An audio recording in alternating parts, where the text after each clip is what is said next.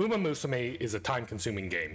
If runs take an average of 20 to 30 minutes, it becomes very clear that actually using all of your TP is a few hour investment at least. Wouldn't it be nice if there was a way to use all of your TP without having to spend hours grinding away? Well, with 2 new features recently added, it is now possible to do so. In this guide, I will show you how to effectively use independent training and Spark Reroll to maximize your TP and farm for materials and legacies. Best of all, this guide is easily scalable. It doesn't matter if you're brand new to the game or a 1,000 hour veteran such as myself. You will be able to apply the methods and tricks I'm about to show you. Let's get started. Meet GUP. GUP stands for Generic Uma Musume Player. GUP can afford to play Uma Musume for maybe an hour a night after work or school. It's the last thing he might do before he heads to bed. As such, he has time to do maybe a run a night, along with all of the other dailies such as daily races and team trials. GUP might have time to start another run, but leaves it undone until he gets a spare second later, maybe between meetings or classes. In short, GUP uses 30 to 60 TP each day. TP restores at 1 every 10 minutes, meaning you get 144 TP each day. TP caps at 100, meaning there is no way to effectively bank it. This means that TP is a limited resources that is use or lose. Our GUP here is leaving over half of it unused.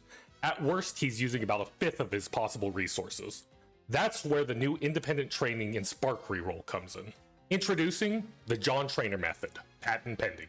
Let's take the same scenario. GUP has an hour to devote to the game right at the end of the day before he goes to bed. GUP completes his daily races, his team trials, his daily legend races, and then does his single run.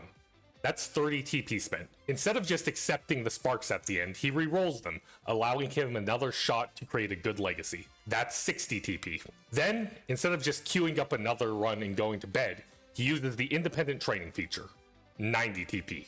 Close to the cap. GUP sets that and then goes to bed.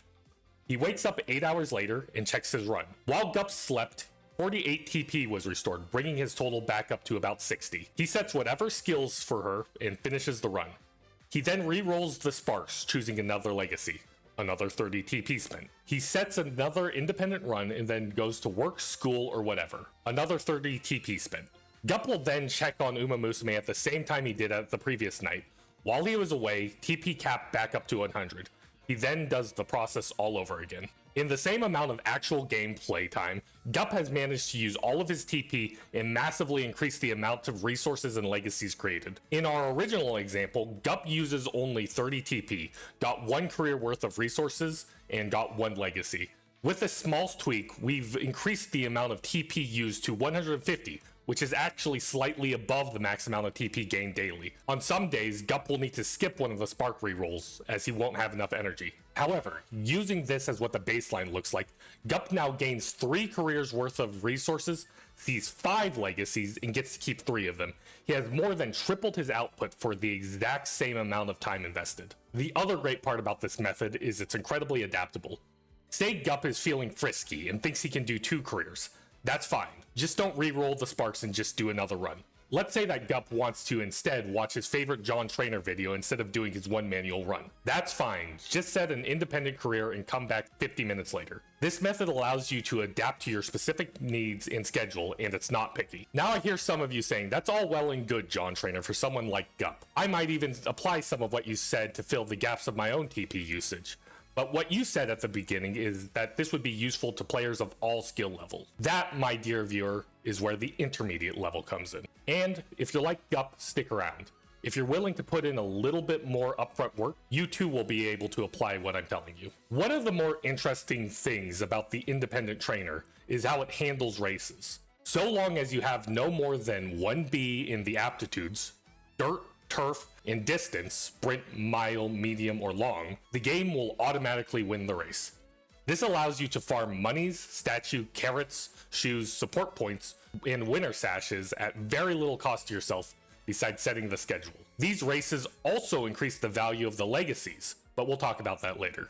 Ideally, we will choose a runner with good base aptitudes to maximize the amount of G1 races she can run and win, who is also incredibly easy to obtain and has a decent spark to inherit. Luckily, someone like that exists. Now, introducing our heroine, El Condor Pasa. Why El? Well, she has 3 things that draw me to her. First is her ease of access. She's only a 2-star, which means a lot of people have her. Even if you don't, she's incredibly easy to get randomly. Not only that, but she has a daily legend race that can be ran against her. 95% of the community already has her, and the remaining 5% should be able to get her easily. Secondly is her aptitudes. She has an A in turf, a B in dirt, an A in mile and medium, and a B in long. With these aptitudes, there are 3 G1s out of the 34 that she cannot win easily. She's only missing sprints, which are the most skippable, as only Sprinter Stakes doesn't compete with any other G1s. Lastly, she has decent innate and potential skills and unique for inheritance. Her unique, Victoria Porplancha, is a decent inherit on some frontrunners and pace chasers, and she has interesting skills such as straightaway adept, stamina to spare, up-tempo, and medium straightaways. If you have Oguri Caps, she also works for the same reasons, but we'll cover her later. So what should the schedule we set up look like? After some tinkering and tampering, this is what I came up with. Feel free to pause the video. A link to the UMA Guide agenda planner should also be in the description. So, if you follow this agenda, what can you expect to get? Each run with this agenda will get you about 1,500 monies, every single one of the winner sashes, shoes of dirt, long, mile, and medium, on average about 5 carats, and sometimes you'll get goddess statues and dream glimmers, and about 200 support points, give or take. Please note that the screenshots were taken during a double reward event, so cut the rewards in half to get an accurate idea of what it looks like. Arguably more important than the material rewards, though, are the chance to create incredibly strong legacies. A small note on how legacies work in Uma Musume. In a career, G1 races pull triple duties on how effective your legacy will be. First, they provide a chance to inherit the race spark of the race that you won. Secondly, G1 races provide the most skill points of anything that you can do in a turn. Skill points are incredibly important to legacies, as the amount of skills you can buy are directly tied to your skill points. Lastly, and most importantly, is shared G1 wins between parents and grandparents increase affinity. The higher the affinity, the higher the chances you are to inherit and have good inspiration events. In this schedule, L wins 22 G1 races. If you run her as a parent and win the same 22 races, your affinity would increase by 66 when using that parent. Please check out my video on legacies if you'd like to know more about how affinity and sparks work. In any case, El Condor Pasta is set up to be very good as a parent, but that raises a further question on how one should set up a deck. This question is complicated and account dependent because an ideal deck would look much like a meta deck for Grand Live. However, I will give some suggestions on how I would construct a deck to ensure good hints and stat lines for the best chances at sparks. We'll start with the speed cards. I personally have been running 1-2, with my choices being Sweep Tosho SR and Kitasan Black. Magnus Tachyon Speed would be a great choice of replacing either, but I currently don't have one. Other suggestions would be Machikane Fukikitaru Speed, Aishin Flash SR, Toshin Jordan Welfare SSR, and Teiki Shuttle SSR. Basically, you know what good speed cards you have. Run 2 of your best ones and you'll do fine. Secondly, I would recommend running 2 stamina cards. This is so you can get over 600 stamina and have a chance to spark 3-star stamina sparks. I've been seeing success with Super Creek, Mayono Top Gun, and the new Tokai Teo SR. But again, it's dealer's choice. You know what stamina cards you have. I will say that Super Creek at 0 limit breaks is still really good and probably better than most other stamina cards, even at MLB. The one card that is non-negotiable is SSR Light Hello. Light Hello is so important because she provides so many skill points and stats compared to any other card. It must be the SSR, as the rare does not act in the same way. Luckily, if you don't have one, you've been given a borrow, which you were probably using on Light Hello anyways. Lastly, you have what I'll call a flex slot. Slot in a card with good hints. I'm currently running 5 motions for Speed Star, Nimble Navigator, Ball Runner, and Right-Handed, but cards like both Marvelous Sundays, Yano Muteki, Smart Falcon, and Fantasy King Kalo are all good. Just think about what skills and skill points you'd like to buy and slot in a card that fits that criteria.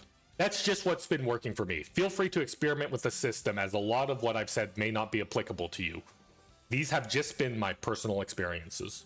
I have a friend who has had a lot of success running 4 stamina, 1 speed, and light hello to try and grind stamina sparks for frontrunners. In any case, you now have the start of an effective farm that spits out usable legacies every 50 minutes with minimal input. Here are some of the legacies that I've been able to make in the first few days of the feature being out.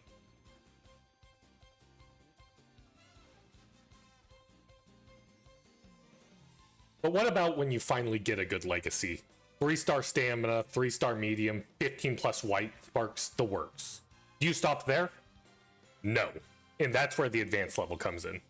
Again, if you're new, stick around. This might give you some ideas of what to build towards. Ideally, once you have a good starting point, you begin your parent loop. What do I mean by that? A parent loop is where you take 4 runners with good affinity and you go through loops with them. 4 runners mean you don't have to repeat the same runner as a grandparent and keep your affinity high. In my video on legacies, I mentioned how this can be a mind-numbing way to play, but if you don't actually need to do the runs, it becomes much more viable to the average player. So, who would I run in addition to Elcondor? The first obvious choice is Oguri Cap. She has the exact same aptitudes as Elcondor. She can be chosen off the free selector ticket, and she has a decent ult inherent. She also comes with Nimble Navigator as a potential, which is another excellent inherent. She, like El, can also be obtained via daily races. She's the obvious next step in the loop. After that is Agnes Digital. Digital has most of the aptitudes that El and Oguri have, except for Long. Luckily, Long is only used in 2 races, which is only a minor hit to the overall affinity. She too can be obtained via daily legend races, and is a popular character in her own right, which means a lot of people pulled on her. She comes with Super Stan, the gold version of Uma Stan, along with medium straightaways, wet conditions, and other more niche hints. The last part of the ideal loop is also the hardest one to get, Inari 1. Inari 1 has the ability to run every single race and has excellent skill hints like tail out high, straightaway spurt, ramp up, and a host of medium skills from events. Unfortunately, she's not on the free selector and doesn't have a daily race right now. If you have her, great. If you don't, you can borrow her or substitute her with Takey Shuttle. Takey Shuttle is easier to obtain, both being on the free selector and having a daily race, but she's worst in that she doesn't have medium aptitude innately. In order to effectively use her in the loop, you need to provide her at least 7 medium sparks to get her to B. Ideally, you provide her 10 to get her to A.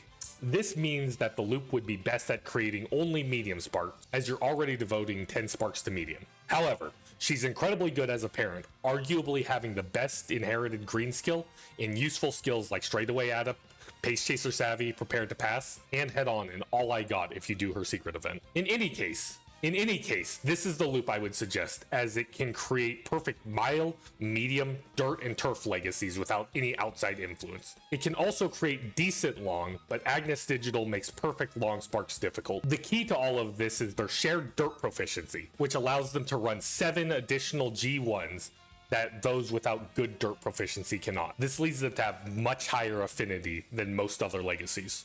And that is my guide on the John Trainer method. I've shown how this method can be used to supplement your playstyle and how to expand and build upon the foundation to create monstrous legacies that can rival even the best legacies with minimal time spent in run. If you learned anything, please like and share the video around, especially to your more casual friends, as I think that it will be very useful to them. Please check out my other videos, especially my video on legacies, as it should help you with actually understanding how the legacy system works. If you're not subscribed, please consider doing so, as I put out videos with tips and tricks on a regular basis. Please leave any comments with suggestions, questions, or concerns, as I try and read each and every one I receive. Thank you for watching till the end, and I hope to see you again next time.